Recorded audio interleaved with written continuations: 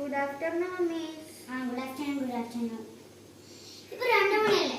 എല്ലാരും ഫുഡ് കഴിച്ചില്ലേ? അറിയില്ലല്ലോ, എല്ലാരും ഉറങ്ങിക്കോ. ഇത് നഴ്സറി അല്ലേ? അതാരാ പറഞ്ഞേ? പഠിപ്പിച്ചതില് പുറത്തു പോയി നിൽക്കും. നീ പുറത്തു നിന്ന് പഠിച്ചാൽ മതി കേട്ടോ.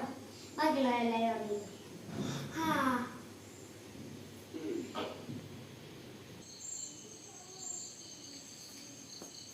എന്റെ വായ നോക്കിയാ നിങ്ങൾക്ക് ഇത്ര നേരം ഞാൻ ഈ നടന്നു പോകുന്ന റീൽസ് എടുത്തൂടെ?